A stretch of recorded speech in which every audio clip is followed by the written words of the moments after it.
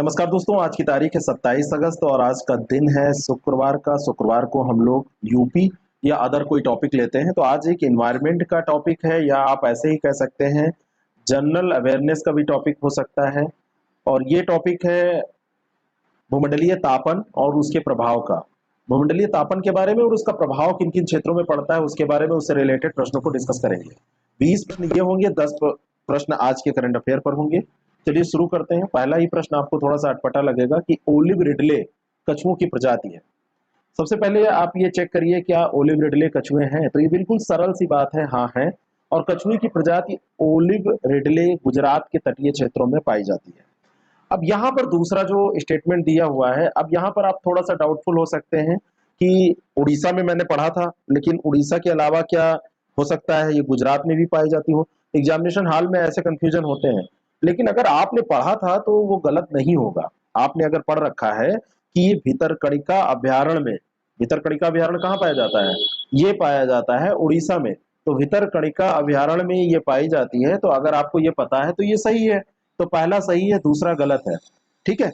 अब जब global warming की बात आती है तो कई बार अगर टेम्परेचर ज्यादा हो गया तो इनका प्रजनन प्रभावित हो जाता है। इनका प्रजनन प्रभावित होता है तो कई बार इनके बच्चे मर जाते हैं, है ना। इनके बच्चे मरते हैं तटों पर, और भी तब इनसे रिलेटेड जो पारिस्थितिक तंत्र है उस पर प्रभाव पड़ता है। मूल रूप से देखा जाए तो प्रशांत महासागर में पाए जाने वाले कछुओं की ये प्रजाति होती है ना। लेकिन हिंद महासागर में भी ये, बंगाल की खाड़ी वाले साइड में आप जाएंगे तो उड़ीसा के तटीय क्षेत्रों में ये पाई जाती है। नेक्स्ट क्वेश्चन, केंद्रीय मगरमच्छ प्रजनन एवं प्रबंधन प्रशिक्षण संस्थान कहाँ पर स्थित है। केंद्रीय मगरमच्छ प्रजनन एवं प्रबंधन संस्थान ये कहाँ पर स्थित है। तो ये संस्थान आपका मगरमच्छ और इनसे संबंधित प्रजनन के बारे में और इनको कैसे पाला जाए इसके प्रबंधन के बारे में अध्ययन करता है, और ये स्थित है हैदराबाद में। ऐसे ही बहुत सारे संस्थानों की लिस्ट आपको तैयार रखनी चाहिए। गूगल कर लिया कीजिए महत्वपूर्ण संस्थान जो आपके संस्थान हैं जो संबंधित हैं। जैसे कई बार आप खोज लीजिए एग्रीकल्चर के, कई बार आप खोज लीजिए बायोडाइवर्सिटी से रिलेटेड काम करने वाले, कई बार आप दवाओं से रिलेटेड काम करने वाले, कई बार आप रिसर्च एंड डेवलपमेंट में अन्य क्षेत्रों में देख लीजिए, जैसे अंतरिक्ष के क्षेत्र में कौन कौन से अनुसंधान संस्थान है, तो इसको देखा करिए। तो ये वाला संस्थान जो है ये हैदराबाद में स्थित है। अगला जो प्रश्न है, गंगा डॉल्फिन के संरक्षण हेतु प्रयागराज में डॉल्फिन अभ्यारण्य बनाया गया है। प्रयागराज यानी इलाहाबाद, इलाहाबाद में ये अभ्यारण्य बनाया गया है, ये कहा जा रहा है। और दूसरा है कि गंगा डॉल्फिन राष्ट्रीय जलीय जीव है। आपसे ये भी प्रश्न पूछा जा सकता है कि राष्ट्रीय जलीय जीव कौन है, एंड नेशनल एक्वेटिक एनिमल कौन है, या ऑर्गेनिज्म कौन है। एनिमल ही कहते हैं नॉर्मली उसको। तो और केवल स्वच्छ जलीय आवास में ही ये जीवित रह सकते हैं, क्या ऐसा सही है। तो ये बिल्कुल इसके बारे में दो पार्ट है इस क्वेश्चन के। गंगा डॉल्फिन राष्ट्रीय जलीय जीव है और ये केवल स्वच्छ जलीय आवास में ही रहता है, दूसरा तो बिल्कुल सही है। लेकिन पहले के बारे में बात की जाए तो गंगा डॉल्फिन का जो अब शोध केंद्र है, या इसके लिए जो अभ्यारण्य बनाया गया संरक्षण के लिए, वहां पे शोध तो हो ही जाएगा क्योंकि ये जब रहेंगे तो इसके बारे में शोध होगा। लेकिन संरक्षण के लिए जो डॉल्फिन अभ्यारण्य बनाया गया, खास करके इस पॉइंट पे ध्यान दीजिए, तो ये बनाया गया है आपका भागलपुर। भागलपुर पड़ता है बिहार में। तो बिहार में भागलपुर में संरक्षण हेतु डॉल्फिन के एक अभ्यारण्य बनाया गया है। अगला जो प्रश्न है, निम्नलिखित में से कौन ऐसा जैवमंडल रिजर्व है जहां टाइगर रिजर्व भी है। अब ये प्रश्न, इस पे भी इफेक्ट पड़ता है तो इसको भी हम यहाँ पे देखे ले रहे हैं। तो कौन सा ऐसा ये रिजर्व है जहां पर जयमंडल रिजर्व है जहां पर टाइगर रिजर्व भी स्थित है। मानस एक जयमंडल रिजर्व है और मानस में टाइगर के लिए भी आप जानते हैं रिजर्व बनाया गया है। सिमलीपाल उड़ीसा में पड़ता है, मानस असम में पड़ता है, और सुंदरबन का जो क्षेत्र है वो पश्चिम बंगाल में पड़ता है, वहां पर भी टाइगर रिजर्व बनाया गया है। तो ये तीनों के तीनों, ये सभी, डी ऑप्शन इसका करेक्ट हो जाएगा, ये सभी के सभी जो हैं वो किससे रिलेटेड हैं, ऐसे टाइगर रिजर्व हैं जो जयमंडल रिजर्व में स्थित हैं, और या ऐसे कहा जाए कि जयमंडल रिजर्व है जहां पर टाइगर रिजर्व स्थित है। नेक्स्ट क्वेश्चन, किस क्षेत्र को टाइगर रिजर्व के रूप में किसकी अनुशंसा पर चिन्हित किया जाता है। तो कोई क्षेत्र है, किसी क्षेत्र को टाइगर रिजर्व के रूप में कौन अनुशंसा करेगा तब उसको शामिल किया जाएगा। तो ये अनुशंसा जो की जाती है ये राष्ट्रीय बाघ संरक्षण प्राधिकरण एनटीसीए के द्वारा की जाती है। अगर एनटीसीए अनुशंसा कर देता है तो एनटीसीए की अनुशंसा पर इसको शामिल कर दिया जाता है किस रूप में? टाइगर रिजर्व के रूप में। अब एनटीसीए क्या है? नेशनल टाइगर कंजर्वेशन अथॉरिटी क्या है? तो नेशनल टाइगर कंजर्वेशन अथॉरिटी ये 2005 में दिसंबर की बात है, इसको एस्टेब्लिश किया गया था, है ना। और ये टाइगर टास्क फोर्स के रिकमेंडेशन पे काम करती है, और ये प्राइम मिनिस्टर ऑफ इंडिया के, आप ये कह सकते हैं कि प्राइम मिनिस्टर ऑफ इंडिया के द्वारा इसको बनाया गया था। संविधान में इसका कोई प्रावधान ऐसा नहीं था कि संवैधानिक, क्योंकि 2005 में हुआ है। तो ये मतलब आप ये कह सकते हैं कि टाइगर रिजर्व्स के लिए ये क्या करती है? काम करती है। प्रोजेक्ट जो टाइगर चलता है उसके लिए ये काम करती है। 1973 में टाइगर प्रोटेक्शन प्रोग्राम भी चलाया गया था, जिसको प्रोजेक्ट टाइगर के तौर पर जाना जाता है। तो प्रोजेक्ट टाइगर 1973 में चलाया गया था। तो यहाँ पर कई फैक्ट हैं जिनको आपको जानना चाहिए। तो सबसे पहला फैक्ट जो इंपॉर्टेंट है वो यही है कि 1973 में इसको टाइगर, जो प्रोजेक्ट टाइगर था, उसको आगे और इनिशिएट करने के लिए इसकी जरूरत पड़ी। और टाइगर कंजर्वेशन के क्षेत्र में भारत का बहुत अच्छा इतिहास ही रहा है ना। भारत ने बहुत संख्या बढ़ाई भी है ना। हमारे यहाँ टाइगर रिजर्व भी है, बहुत ज्यादा संख्या उसमें। अब किसी दिन हम करंट में अपडेट करेंगे, तो अपडेट करके इसके जो वर्तमान समय में कितने टाइगर रिजर्व हैं, कितने टाइगर्स की संख्या यहाँ पर है, इन सब के बारे में डिस्कस कर लेंगे। लेकिन इतना आप ये जानिए कि एनटीसीए कब बना था। एनटीसीए कब बना था, ये क्वेश्चन आपसे कभी भी पूछा जा सकता है। तो एनटीसीए की स्थापना 2005 में की गई थी। कब की गई थी? 2005 में। 2005 में एनटीसीए की स्थापना की गई थी। ठीक है, नेक्स्ट क्वेश्चन, अगला जो प्रश्न है देखिए उसको। निम्नलिखित कथनों पर विचार करें। किसी व्यक्ति, संस्था या वस्तु के कार्बन फुटप्रिंट का आकलन ग्रीन हाउस गैसों के उत्सर्जन के आधार पर किया जा सकता है। क्या ऐसा किया जा सकता है? सोच विचार कर सही से उत्तर दीजिए। और दूसरा है, कार्बन फुटप्रिंट का अर्थ है कार्बन की प्रति इकाई माप। कार्बन की प्रति इकाई माप क्या कार्बन फुटप्रिंट होता है? कार्बन फुटप्रिंट जो होता है ये किसी एक संस्था या व्यक्ति या उत्पाद द्वारा किया गया कुल कार्बन उत्सर्जन होता है ना। कुल कार्बन उत्सर्जन होता है, और ये उत्सर्जन कार्बन डाइऑक्साइड या ग्रीन हाउस गैसों के रूप में होता है। तो कोई भी व्यक्ति या संस्था या वस्तु कार्बन फुटप्रिंट का आकलन कैसे करती है? ग्रीन हाउस गैसों के उत्सर्जन के आधार पर ही करती है। तो यहाँ पर दो चीजें हैं। एक तो पहला है कि पहला स्टेटमेंट ये सही है, उस आधार पर करती है। लेकिन प्रति इकाई माप जो दिया हुआ है, तो ये प्रति इकाई माप नहीं, आप ऐसे कह सकते हैं कुल कार्बन उत्सर्जन ये होता है। टोटल जो कार्बन उत्सर्जन होता है उसको कहा जाता है ना। टोटल कार्बन उत्सर्जन को कहा जाता है। तो ए ऑप्शन इसका बिल्कुल करेक्ट हो जाएगा, दूसरा यहां पर गलत हो जाएगा। अगला प्रश्न, हरित जलवायु कोष किस प्रकार के देशों को जलवायु परिवर्तन की चुनौतियों से निपटने के लिए सहायता राशि उपलब्ध कराता है? किसको ये असिस्ट करता है? ठीक है ना। तो ये विकसित देशों को करता है कि विकासशील देशों को करता है? हरित जलवायु कोष संयुक्त राष्ट्र framework convention on climate change, जिसको यूएनएफसीसी के नाम से जाना जाता है। तो यूएनएफसीसी के तहत एक अंतरराष्ट्रीय वित्तीय संस्था है, इंटरनेशनल लेवल पर यह काम करती है, अंतरराष्ट्रीय स्तर पर यह काम करती है।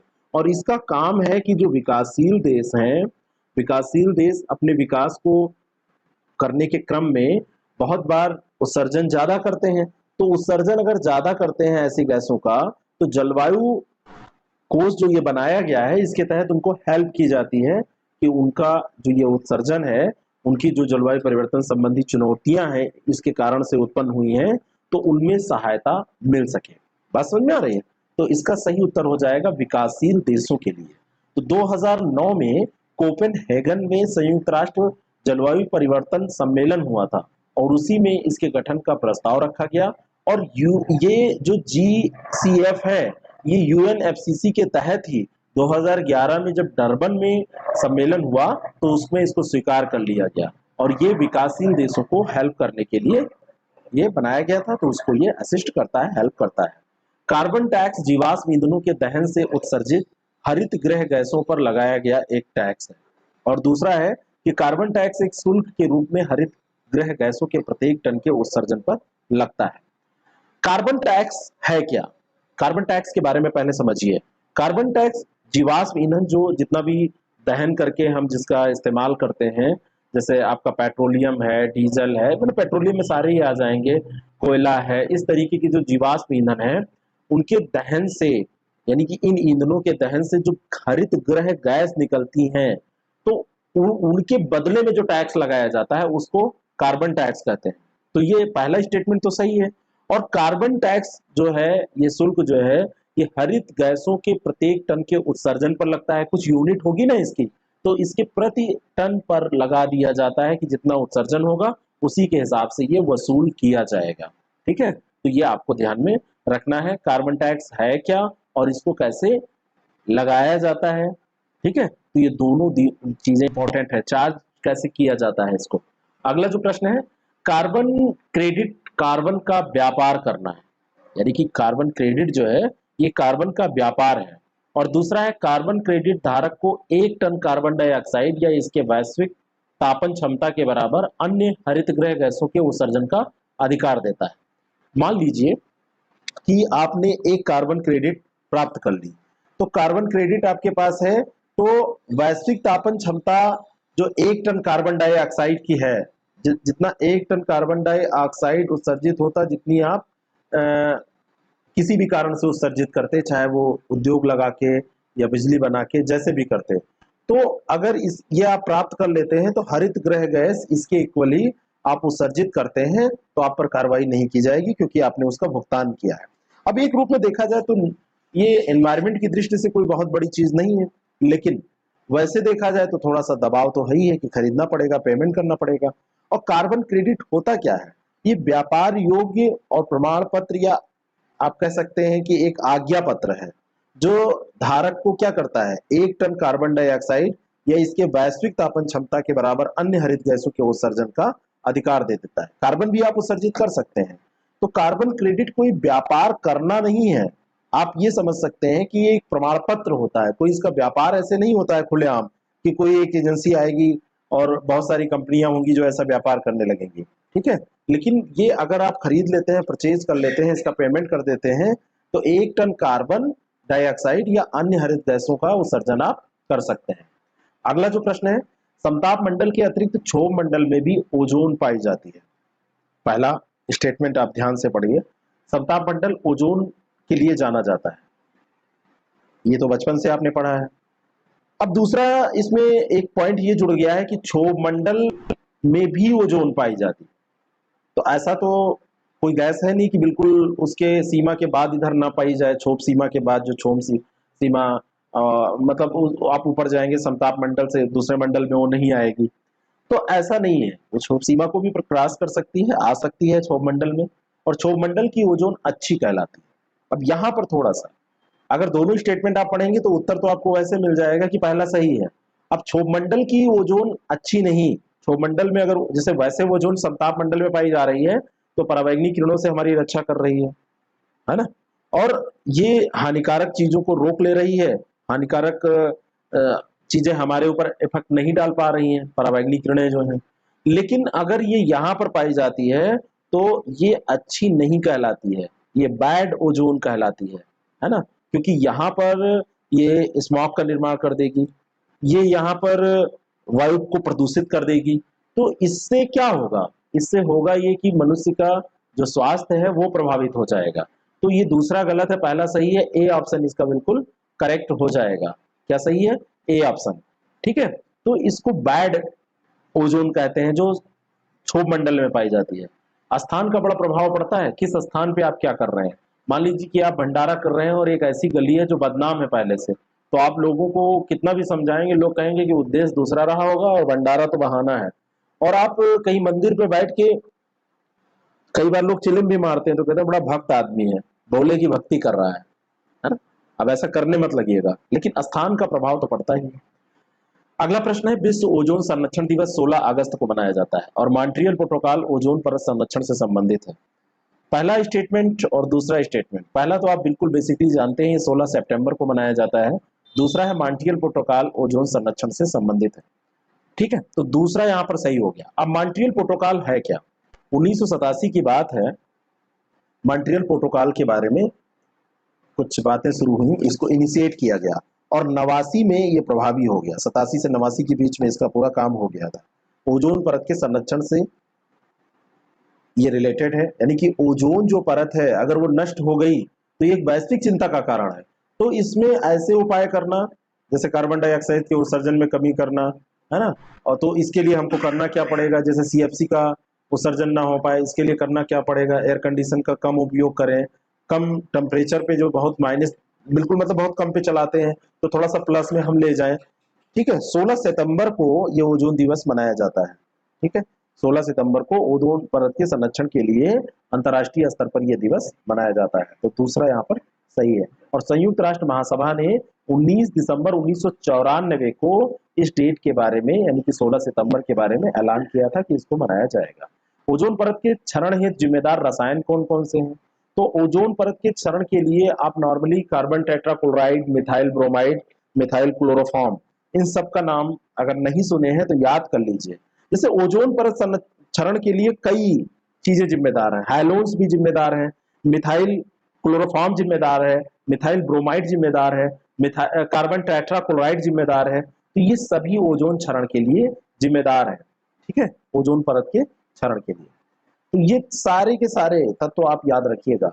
अगला जो प्रश्न है, ओजोन परत के बारे में असत्य कथन। ओजोन परत समताप मंडल यानी कि स्ट्रेटोस्फेयर में पाई जाती है, कोई गलत नहीं है, बिल्कुल सही है।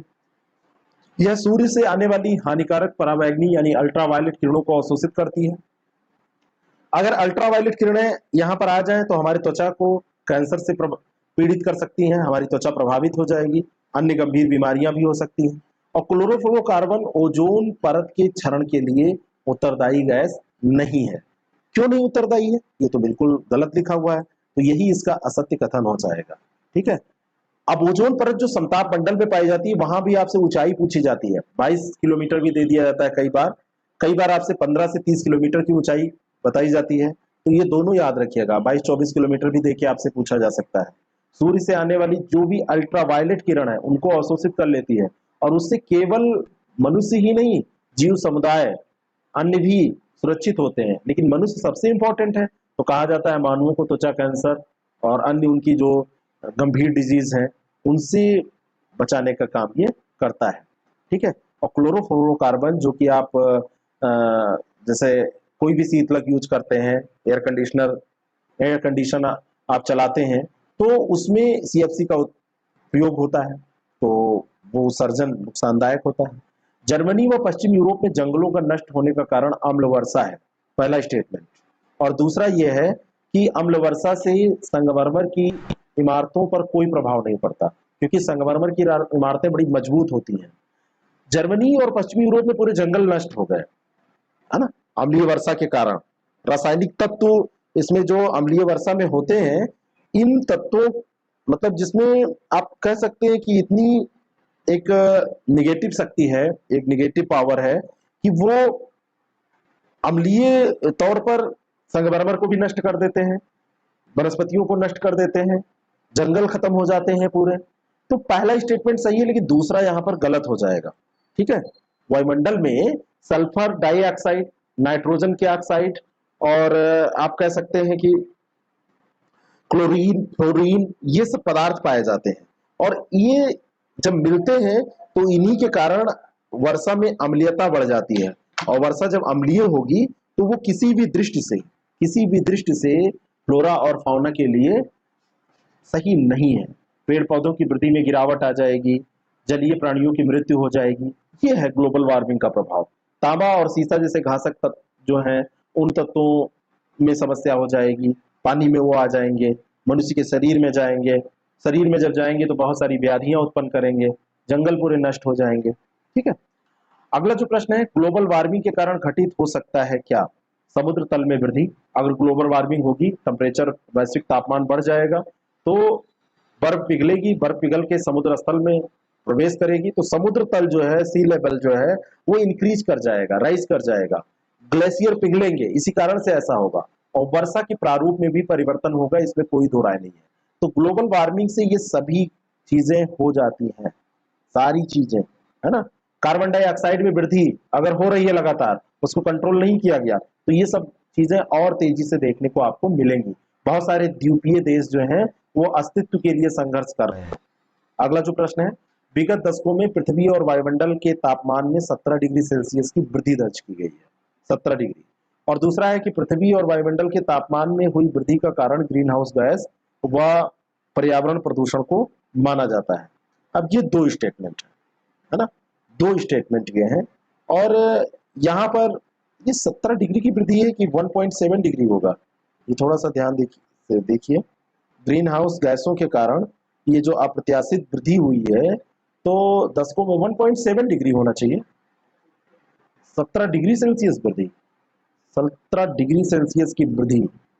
और पहला स्टेटमेंट ये गलत है, इसी कारण से 17 डिग्री सेल्सियस की वृद्धि नहीं, 1.7 भी दिया होता तब भी वो नहीं होता सही, क्योंकि कारण ये है ना कि ये पॉइंट में ये भी चल रहा है, इतना ज्यादा हो जाएगा तब तो दिक्कत हो जाएगी। दूसरा है कि पृथ्वी और वायुमंडल के तापमान में हुई वृद्धि का कारण ग्रीन हाउस गैसों और पर्यावरण प्रदूषण को माना जाता है। तो दूसरा तो इसमें बिल्कुल सही है, केवल दो इसका सही उत्तर हो जाएगा। अब देखिए, जो पृथ्वी और वायुमंडल का तापमान बढ़ा है अप्रत्याशित रूप से, उसका कारण क्या है? ग्रीन हाउस गैसें, पर्यावरण प्रदूषण।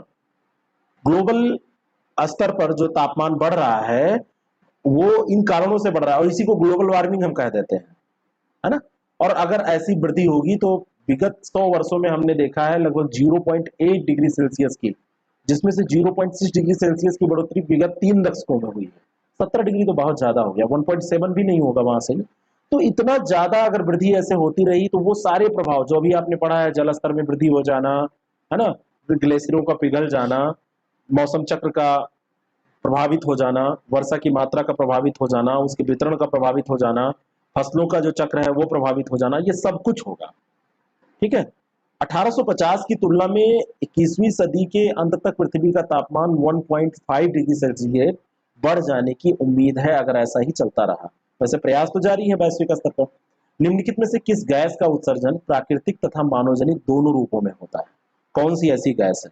तो carbon dioxide, nitrous oxide, methane और हाइड्रोफ्लोरोकार्बन दिया हुआ है। तो इसमें जो मीथेन है, मीथेन आप जानते हैं कि ये प्राकृतिक तौर पर भी और मानव जनित दोनों तौर पर, यानी जैसे दलदली भूमि है, धान के खेत हैं, जानवर जो हम पालते हैं वो जब जुगाली करते हैं, तो इन सब से क्या होता है, मीथेन का उत्पादन उत्सर्जन होता है और मीथेन निकलती है, और प्राकृतिक तौर पर मीथेन का उत्सर्जन होता ही है। तो ये दोनों स्रोतों से प्राप्त होने वाली यही है, दलदली भूमि, धान के खेत, जानवरों की जुगाली, और साथ में प्राकृतिक तरीके से भी आपको ये मिल जाती है। मानव जनित कारकों में भूमंडलीय तापन में सर्वाधिक प्रभावी ग्रीन हाउस गैस कौन सी है? तो सर्वाधिक जो प्रभावी आपसे पूछेंगे कि जिसने सबसे ज्यादा मतलब इफेक्टिव कौन सी है, तो आप इसको आंख बंद करके टिक कीजिएगा, कार्बन डाइऑक्साइड। यहाँ पर आपसे ये पूछा जा रहा है कि सर्वाधिक मात्रा में किसने भूमंडलीय तापन में योगदान दिया है, दूसरे लैंग्वेज में ऐसा कहा जाएगा। वैसे देखा जाए तो जलवाष्प जो है ये ग्रीन हाउस गैसों में सबसे ज्यादा वृद्धि करने वाली, सबसे ज्यादा वृद्धि करने वाली सबसे प्रभावी गैस है। जलवाष्प आप कह सकते हैं, जलवाष्प गैस, अभी जलवाष्प उसको कहिए। लेकिन मानव जनित कार्यों में देखेंगे तो भूमंडलीय तापन के लिए कार्बन डाइऑक्साइड सबसे ज्यादा महत्वपूर्ण हो जाएगी। टोटालिटी में आप देखेंगे तो वो जलवाष्प, जलवाष्प यहाँ पर जान के दिया नहीं गया है, जानबूझकर नहीं दिया गया है। और अगर जलवाष्प यहाँ पर होता तो वही, लेकिन मानव जनित वो नहीं है, जलवाष्प हम आप नहीं बनाते हैं, वो प्राकृतिक है। तो मानव जनित में कार्बन डाइऑक्साइड हो जाएगी। और वैसे देखेंगे तो जलवाष्प हो जाएगा सबसे ज्यादा वृद्धि करने वाला, जलवाष्प यहाँ पे है भी नहीं, लेकिन इनमें से सबसे ज्यादा कार्बन डाइऑक्साइड, क्योंकि यहाँ पे मानव जनित पूछा जा रहा है। अगला जो प्रश्न है, ग्रीन हाउस प्रभाव के कारण पृथ्वी की सतह पर उष्मा बनी रहती है। बिल्कुल सही बात है, अगर ग्रीन हाउस प्रभाव ना हो तो पृथ्वी एकदम से गर्म होगी, एकदम से ठंडा हो जाएगी, ठंडी हो जाएगी। और ग्रीन हाउस गैसों की बढ़ती मात्रा से भूमंडलीय ऊष्मन की दर में वृद्धि हो रही है। मात्रा जैसे जैसे बढ़ती चली जाएगी तो ग्रीन हाउस गैस जैसे जैसे बढ़ेंगी तो यहाँ पर टेम्परेचर बढ़ जाएगा। ये भी बात बिल्कुल उतनी ही सही है, कोई दो राय नहीं है इसमें। जलवाष्प, carbon dioxide, methane, ozone, nitrous oxide, ये सब सूर्य से आने वाले जो लघु तरंग दैर्ध्य वाले विकिरण हैं उनको क्या करेंगे, अवशोषित करके मतलब पृथ्वी पर आने देंगी। लेकिन जब इधर से जाएंगी पृथ्वी से दीर्घ तरंग विकिरण वापस लौटेगा तो उनको अवशोषित कर लेंगी, लघु तरंग वाले को अवशोषित नहीं करेगी। आप ऐसे समझिए, जैसे ऊपर से सूरज से आ रहा है जो, उसका वो लघु तरंग विकिरण होता है, तो उसको अवशोषित नहीं करेंगे, पृथ्वी पर आ जाएगा। नीचे से जो जाएगा उसको नहीं जाने देगी।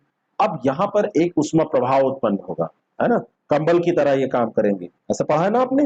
तो यहाँ पर क्या होगा, ये टेम्परेचर बढ़ा देंगी धरातल का, तो औसत तापमान बढ़ जाएगा। और अगर इनकी मात्रा ऐसे बढ़ती चली गई तो ऊष्मन की दर में वृद्धि हो जाती है, बढ़ जाती है, टेम्परेचर का जो रेट है वो बढ़ जाता है। निम्नलिखित में से ग्रीन हाउस गैस कौन सी है? कौन सी ग्रीन हाउस गैस है? Carbon dioxide, methane, nitrous oxide. तो कार्बन डाइऑक्साइड, मीथेन और नाइट्रस ऑक्साइड ये सभी जो है ये ग्रीन हाउस गैस है, सभी की सभी ग्रीन हाउस गैस है। इसमें कोई एक भी ऐसी गैस नहीं है जो ग्रीन हाउस गैस ना हो। कुछ और मैं आपको नाम बता रहा हूँ। जलवाष्प आपसे पूछा जाए, जलवाष्प भी ग्रीन हाउस गैस है। कार्बन डाइऑक्साइड तो आपने पढ़ा ही, मीथेन ओजोन है ही है, नाइट्रस ऑक्साइड भी है, और ये सब वही काम करती हैं। लघु तरंग विकिरण को तो आने देंगी लेकिन दीर्घ वाले को जाने नहीं देंगी, और इसी कारण से इनके कारण भूमंडलीय तापन होता है, ग्लोबल वार्मिंग होती है। चलिए अब करंट अफेयर के प्रश्नों को देखते हैं। भारत के पहले कृषि क्षेत्रीय सूचकांक का नाम क्या है? किसी क्षेत्र का सूचकांक जारी किया गया है और इसका नाम क्या रखा गया है? इसका नाम है गुआरेक्स। अब गुआरेक्स किसने जारी किया है, चलिए बात कर लेते हैं। तो national commodity and derivatives exchange है, उसने कृषि जिन्स बाजार में दो क्षेत्रीय सूचकांक जारी किए हैं, एक गुआरेक्स है और एक स्वेडेक्स है। इसका भी नाम याद रखना। गुआरेक्स और स्वेडेक्स देश में कृषि जिन्स कारोबार के क्षेत्र में क्षेत्रीय सूचकांक के तौर पर जारी किए गए हैं। ग्वारेक्स एक रिटर्न आधारित सूचकांक होगा जो ग्वार सीड और ग्वार गम रिफाइंड के वायदा अनुबंध के रूप में होने वाले उतार चढ़ाव पर आधारित होगा। और जो स्वेडेक्स है ये सोयाबीन और रिफाइंड सोया तेल के वायदा कारोबार जो होता है उसका, उस अनुबंध में आने वाले उतार चढ़ाव पर आधारित होगा। भारत की बात की जाए तो दुनिया का सबसे बड़ा ग्वार उत्पादक है। ग्वार प्रोड्यूसर के तौर पर भारत जाना जाता है। पूरे विश्व का 80 से 85% उत्पादित भारत करता है, और इसमें से भी आपसे पूछा जाए तो 80% राजस्थान में होता है, शीर्ष हिस्सेदारी राजस्थान की है। ठीक है, तो ये बहुत ज्यादा इंपॉर्टेंट है। आपसे पूछा जाए पूरे विश्व में ग्वार का उत्पादन सबसे ज्यादा, तो चाइना नहीं, भारत में टिक करेंगे। भारत में कितना, तो पूरा 80 से 85%। और उसमें भी पूछा जाए भारत में सबसे ज्यादा कहां, तो राजस्थान में। तो ग्वारेक्स और स्वेडेक्स ये दोनों को याद रखिएगा। National commodity and derivatives exchange जो है उसने इसको जारी किया है। हाल ही में सुप्रीम कोर्ट ने किस राज्य सरकार द्वारा जारी एक अधिसूचना को रद्द करते हुए कहा कि आर्थिक आधार अन्य पिछड़ा वर्ग में क्रीमी लेयर बनाने का एकमात्र मानदंड नहीं हो सकता? अब ये क्योंकि किसी राज्य के द्वारा किया गया है और ये विश्व पूरे भारत स्तर पर इंपॉर्टेंट मुद्दा है, विश्व स्तर पर नहीं कहेंगे। तो सुप्रीम कोर्ट ने अभी हरियाणा सरकार के द्वारा जारी एक अधिसूचना को रद्द किया, उसी में यह कहा। मुद्दा गया था सुप्रीम कोर्ट में, और सुप्रीम कोर्ट में जो मुद्दा गया, तो सुप्रीम कोर्ट में जो मुद्दा गया वो हरियाणा सरकार से रिलेटेड था। और उसने ये बात कही कि केवल एक मानदंड आप बना रहे हैं आर्थिक आधार को, वो सही नहीं है। ठीक है, अनुच्छेद 14 भारत का जो संविधान है उसमें अनुच्छेद 14 कह रहा है कि भारत के राज्य क्षेत्र में किसी व्यक्ति को विधि के समक्ष समता या विधियों का समान संरक्षण प्राप्त है। अनुच्छेद 15(1) जो है वो क्या कह रहा है, 15(1) और 2, राज्य को किसी नागरिक के विरुद्ध केवल धर्म, मूल वंश, जाति, लिंग, जन्मस्थान या इनमें से किसी के आधार पर विभेद करने से यह रोकता है। और ऐसे ही अनुच्छेद 15 के अंतर्गत जो उपबंध 3 और 5 हैं उनमें राज्य को समाज के नितांत कम प्रतिनिधित्व वाले और उपेक्षित वर्गों के पक्ष में सकारात्मक विभेद करने का अधिकार देता है। अब बात यहां समझिए, बात यह समझना है कि कोई नागरिक भारत में जो रह रहा है वो धर्म, मूलवंश, जाति, लिंग, जन्मस्थान इनके बारे में अगर उसको कोई चिंता है तो उसको चिंता करने की जरूरत नहीं है, इसके आधार पर विभेद नहीं किया जाएगा। दूसरा ये भी है कि जो उपेक्षित वर्ग है उनके पक्ष में सकारात्मक कदम उठाए। 16 अनुच्छेद कह रहा है कि लोक नियोजन के विषय में अवसर की समता हो। 16 के अनुबंध 4 में कहा गया है कि इस अनुच्छेद की कोई बात राज्य को पिछड़े हुए नागरिकों के किसी वर्ग के पक्ष में जिनका प्रतिनिधित्व राज्य की राय में राज्य के अधीन सेवाओं में पर्याप्त नहीं है वहां पर उनका प्रतिनिधित्व बढ़ाए। तो इन सब आधारों पर केवल आर्थिक आधार अगर आप बना रहे हैं तो ये सही नहीं होगा। ठीक है, हरियाणा सरकार ने क्रीमी लेयर के लिए मानदंड तय करते हुए पिछड़े वर्गों को पूरी तरह से आर्थिक आधार पर उपवर्गीकृत करते हुए 2 अधिसूचनाएं जारी की थी।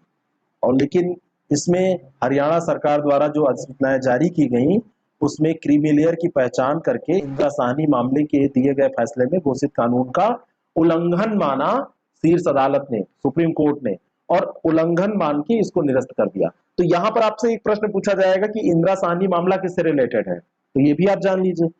पिछड़े वर्गों के मध्य क्रीमी लेयर को परिभाषित करने के लिए पहले आर्थिक मानदंड के अलावा सामाजिक, शैक्षिक और अन्य कारकों को भी ध्यान में रखा जाना चाहिए, और इसमें कोई दो राय नहीं है, ये बिल्कुल सही बात है। और वैसे भी सुप्रीम कोर्ट ने कहा है। अराणमुला नौका दौड़ का आयोजन किस भारतीय राज्य में किया जाता है? अराणमुला नौका दौड़। अब ये नौका दौड़ तो आपने सुना होगा, लेकिन अराणमुला लग गया तो आप चिंतित हो गए। ये वही नौका दौड़ है जो आप केरल में पढ़ते आए हैं। तो केरल में इसका आयोजन किया जाता है, और ये सबसे प्राचीन नौका दौड़ है। भारत की जो सबसे प्राचीन नौका दौड़ है उनमें से है। पंपा नदी के तट पर भगवान कृष्ण और अर्जुन को समर्पित एक मंदिर है अराणमुला। ये मंदिर भगवान कृष्ण और अर्जुन को समर्पित है। पंपा नदी पाई जाती है केरल में। प्रश्न पूछा जाएगा पंपा नदी कहाँ, तो केरल में। तो वही एक वो बचपन में आपने पढ़ा होगा, राम तुम्हारे कहने से मैं पंपापुर को जाता हूँ, बाल की बेटे अंगद को मैं अभी पकड़ कर लाता हूँ। तो वही पंपा याद कर लीजिए। और इस दौड़ में पल्लियोडम, देखो बचपन में जब अंताक्षरी खेलते थे तो उसमें ये राम तुम्हारे कहने रा से आता था, तो इससे काम चल जाता था। और बाकी राम राम तुम ऐसे बहुत सारा बना लेते थे हम लोग, ठीक है। तो पल्लियोडम सांप के आकार की एक नौका होती है, उसका उपयोग इसमें करते हैं। और इसमें केवल गांव के पुरुषों को ही भाग लेने की अनुमति होती है, महिलाएं भाग नहीं लेती, ठीक है। हाल ही में गूगल ने भारत के बच्चों के लिए कौन सा वैश्विक कार्यक्रम शुरू किया है? भारत में शुरू किया है, तो ये बने इंटरनेट विस्मयकारी कार्यक्रम। बने इंटरनेट विस्मयकारी ये कार्यक्रम है, बने इंटरनेट विस्मयकारी, इसको शुरू किया है। और बी इंटरनेट असम प्रोग्राम, तो असम प्रोग्राम जो इंटरनेट के बारे में गूगल का है, ये भारत में बच्चों के लिए है। और इसमें क्या किया जाएगा, 8 भारतीय भाषाओं में लोकप्रिय कॉमिक बुक पात्रों के माध्यम से इंटरनेट सुरक्षा सबक प्रदान करने के लिए, यानी कि इंटरनेट से संबंधित बातों को सिखाने के लिए भारतीय कॉमिक बुक प्रकाशन अमर चित्र कथा के साथ अभी गूगल ने साझेदारी की है। अब बच्चों को अगर आप चित्र के माध्यम से समझाएंगे, बच्चों को आप कुछ पिक्चराइजेशन के माध्यम से चीजों को बताएंगे, तो उनको जल्दी समझ में आता है, ठीक है। तो ये चीज। नेक्स्ट क्वेश्चन, संयुक्त प्रशिक्षण अभ्यास काजिंद 21 का 5वां संस्करण किस देश के मध्य आयोजित किया जाएगा? किस देश के मध्य आयोजित किया जाएगा, ये प्रश्न है। तो काजिंद का जो ये अभ्यास है, ये भारत और किसके बीच में होना है? बहुत बढ़िया प्रश्न है। भारत और कजाकिस्तान। काजिंद का कज लीजिए, मतलब कजाकिस्तान का कज, तो आप इसको कर सकते हैं। भारत और कजाकिस्तान के बीच में ये शुरू हो रहा है। ये 5वां संस्करण है, और 30 अगस्त से 11 सितंबर के बीच में 2021 में यह आयोजित किया जाएगा। जब दो देशों के बीच में ऐसे अभ्यास होते हैं तो वो सैन्य कूटनीति के हिस्से के रूप में आयोजित किए जाते हैं। दोनों देशों की सेनाओं के बीच में एक मध्यस्थता जब होती है, दोनों साथ साथ में प्रैक्टिस करते हैं, तो वो केवल सेनाएं नहीं मिलती हैं, वो देश मिलते हैं। भारत और कजाकिस्तान के व्यापार की बात भी इसमें हो जाएगी, व्यापारिक संबंध भी मजबूत हो जाएंगे, रणनीतिक संबंध भी मजबूत हो जाएंगे। इसका दूरगामी प्रभाव होता है, वैश्विक स्तर पर साख प्रभावित होती है इससे। कजाकिस्तान के आयसा बीबी में इसको आयोजित किया जा रहा है, भारत में नहीं, कजाकिस्तान में आयोजित किया जा रहा है ना। और 2019 का जो संस्करण था, ये आयोजन भारत और कजाकिस्तान के बीच में जो हुआ था, ये भारत में ही हुआ था, उत्तराखंड में आयोजन हुआ था। और अब की बार ये आयोजन आयसा बीबी वहां का स्थान है, वहां पे किया जा रहा है। किस संगठन ने आनंद नामक एक मोबाइल ऐप लॉन्च किया? आनंद मूवी के बारे में आप जानते ही होंगे। आनंद बड़ी बढ़िया मूवी थी। क्या जिजीविषा थी? मतलब जिजीविषा तो जीने की इच्छा होती है, लेकिन आप ऐसा कह सकते हैं कि व्यक्ति को पता हो कि फला डेट को हमारी मृत्यु हो जाएगी, उसके बावजूद वो खुश रहे। तो संगठन कौन सा है? ये भारतीय जीवन बीमा निगम है। ये आनंद LIC वाले जारी करते रहते ना, जीवन के साथ भी जीवन के बाद भी। तो ठीक भी है एक रूप में, लेकिन कई लोग ऐसा कहने लगते हैं कि जो LIC में बीमा कराने का मतलब है अपनी मौत का इंतजार करना। तो ऐसा नहीं है, अपनी मौत का इंतजार करना नहीं। कई बार ऐसा भी होता है कि आकस्मिक कुछ घटनाएं होती हैं, तो परिवार को सपोर्ट भी मिलता है। तो ये आनंद का अर्थ इन्होंने रखा है आत्मनिर्भर agents new business digital application, नई व्यावसायिक प्रक्रियाओं के लिए कागज रहित समाधान, पेपरलेस करने जा रहे हैं LIC को। तो डिजिटल एप्लीकेशन के माध्यम से जो एजेंट होते हैं, जो मध्यस्थ होते हैं, जो आपके पास आते हैं, आपकी बीमा पॉलिसी करते हैं, तो उनको पेपरलेस कर दिया जाए, सारा कुछ वो मोबाइल ऐप के जरिए कर लें, है ना। तो ये बढ़िया भी है, पेपर की बचत होगी, एनवायरमेंट की दृष्टि से सही है। किस राज्य या केंद्र शासित प्रदेश ने कोविड-19 में अपने पति को खोने वाली महिलाओं की मदद के लिए मिशन वात्सल्य नामक एक विशेष मिशन लॉन्च किया। बहुत सारे परिवार तबाह हो गए कोविड के तहत, किसी का बच्चा गया, किसी के पति गए, किसी के पिता चले गए, किसी की माता चली गई। तो ऐसी महिलाएं जिन्होंने अपने हस्बैंड को खो दिया है, महाराष्ट्र सरकार उनके लिए मिशन वात्सल्य शुरू करने जा रही है। और मिशन वात्सल्य के तहत क्या किया जाएगा, ये उन महिलाओं को एक छत के नीचे कई सेवाओं को देने का कार्यक्रम होगा। 18 लाभ लगभग दिए जाएंगे। जो ग्रामीण क्षेत्रों से महिलाएं हैं, ग्रामीण पृष्ठभूमि की महिलाएं हैं, वंचित वर्ग हैं, जो उनकी महिलाओं पर विशेष ध्यान दिया जाएगा। और संजय गांधी निराधार योजना और घरकुल योजना जैसी योजनाओं के तहत भी इनको लाभान्वित किया जाएगा। इनके घर बनवाए जाएंगे, इनको रोजगार कुछ देने की कोशिश की जाएगी। महिला एवं बाल विकास विभाग द्वारा इसको क्रियान्वित किया जा रहा है, तो इनके बच्चों को भी उसमें कहीं ना कहीं लाभान्वित करने की कोशिश की जाएगी। अगला जो प्रश्न है, हाल ही में ग्रामीण विकास मंत्रालय ने सुजलम अभियान शुरू किया है। सुजलम अभियान, और सुजलम अभियान आजादी का अमृत महोत्सव समारोह का हिस्सा है। तो आजादी का अमृत महोत्सव समारोह का हिस्सा है, ये तो बात बिल्कुल सही है, लेकिन सुजलम जो कार्यक्रम है ये ग्रामीण विकास मंत्रालय का नहीं है, एक जल शक्ति मंत्रालय, नया मंत्रालय नाम बदला गया ना, तो जल शक्ति मंत्रालय काफी पहले की बात है, तो जल शक्ति मंत्रालय का है। बी ऑप्शन इसका करेक्ट हो जाएगा। तो सुजलम अभियान कभी भी आपसे पूछा जाए तो जल शक्ति मंत्रालय का है। फिर से रिपीट कर रहा हूं, जल शक्ति मंत्रालय का ये अभियान है। और ओपन डिफिकेशन फ्री प्लस गांवों को यहाँ पे सुजलम नामक अभियान के तहत अपशिष्ट जल के प्रबंधन में हेल्प करेगा ये कार्यक्रम। 10 लाख सोकफिट का निर्माण किया जाएगा। जो अपशिष्ट जल होता है, जो ऊपर ही ऐसे रहता है, उसमें मच्छर पनपते हैं, काई जमती है, तो इनको क्या किया जाएगा, हेल्प करके उन स्थितियों को समाप्त किया जाएगा। 25 अगस्त से ये शुरू कर दिया गया है कार्यक्रम। आजादी का अमृत महोत्सव समारोह का एक हिस्सा है। बहुत सारे कार्यक्रम इसके अंतर्गत चलाए गए हैं। जिनको GIC लेक्चरर का एग्जाम देना है और प्रैक्टिस फिर से करना चाहते हैं, तो 1 तारीख से 15 तारीख तक डेली एक पेपर 40 क्वेश्चन के करंट अफेयर सहित हम कराने जा रहे हैं। IAS प्रेप एकेडमी ऐप पर ये उपलब्ध है, वहां से आप इसको ज्वाइन कर सकते हैं। अगर कोई आपको मदद चाहिए तो 6307281212 पर आप व्हाट्सएप करके जानकारी ले सकते हैं। टोक्यो ओलंपिक में मरियप्पन थंगावेलु की जगह उद्घाटन समारोह में भारत के नए ध्वजवाहक कौन होंगे। तो टोक्यो पैरा ओलंपिक अभी चल रहा है, इसका आयोजन होना है। तो टोक्यो ओलंपिक में अभी तक मरियप्पन थंगावेलु की को जाना था भारत का ध्वज लेके, लेकिन उद्घाटन समारोह में इनके साथ हुआ ये कि अभी टोक्यो ओलंपिक के पहले इनको कोविड हो गया है ना, टोक्यो पैरा ओलंपिक के। तो अब इनकी जगह लेंगे टेकचंद, ठीक है, टेकचंद। और टेकचंद के बारे में जहां तक बात है, टेकचंद के बारे में अगर हम बात करें तो टेकचंद उद्घाटन समारोह में तो जाएंगे ही। टोक्यो के लिए अपनी उड़ान पर मरियप्पन एक कोविड सकारात्मक विदेशी यात्री के निकट संपर्क में आए थे, इस कारण से इनको मौका मिला है। और टेकचंद जो है ये अब यहाँ का जो उद्घाटन समारोह होगा उसमें पार्टिसिपेट करेंगे। मरियप्पन थंगावेलु 2016 रियो पैरा ओलंपिक खेलों में गोल्ड जीता था इन्होंने, ठीक है ना। एशियाई खेलों में भी गोल्ड ये जीत चुके हैं, ठीक है। तो इनकी जगह पर अब टेकचंद जाएंगे, टेकचंद, ये भी खिलाड़ी टेकचंद भी जाएंगे अब, ध्यान रखिएगा। निम्नलिखित में से किसे केंद्रीय आवास और शहरी मंत्रालय के द्वारा, यहाँ मंत्रालय की स्पेलिंग गलत है, ध्यान दीजिएगा, यहाँ पर एक मात्रा और होगी, अपशिष्ट जल प्रबंधन के लिए पहला जल प्रमाण पत्र प्रदान किया गया है।